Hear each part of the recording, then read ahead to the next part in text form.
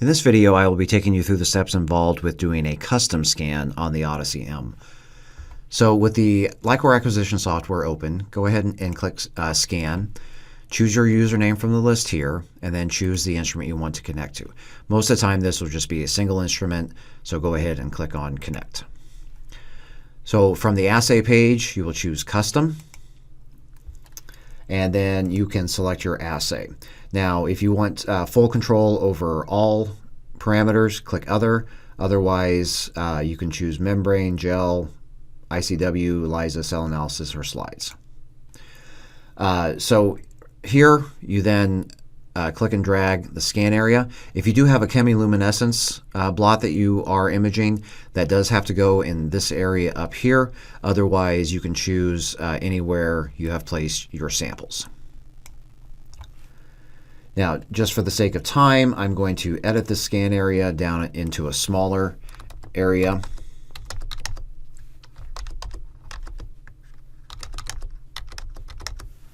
And click Save.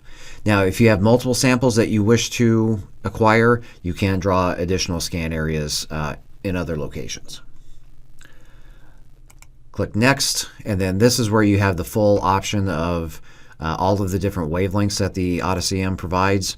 You have the fluorescence, you also have the epi, and then the trans options down here. Now, if you're just doing a standard, say, 2-color Western blot, you choose the 700 and 800, click Save, and then this is where you choose your focus offset. So also options if you have, if this is, say, a gel or a slide where you need to set the focus offset, you would adjust that there. And then you also have the option of scanning anywhere from 5 to 100 microns. And then click Start Scan. Now, the image will appear on the screen here as it's being acquired. Additionally, you have the countdown clock over here.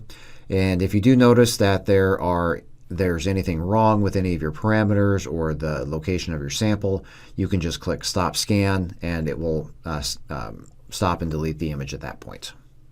Now, once the image has been acquired, you will have the option to export for analysis or to export for publish or presentation.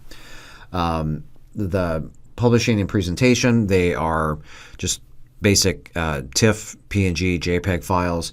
The export analysis is the full image, and so that's what you're going to use when you transfer it to your own computer for doing analysis using Imperia.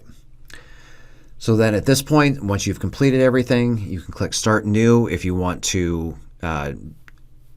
acquire more samples, or you can click Leave to return to the home page.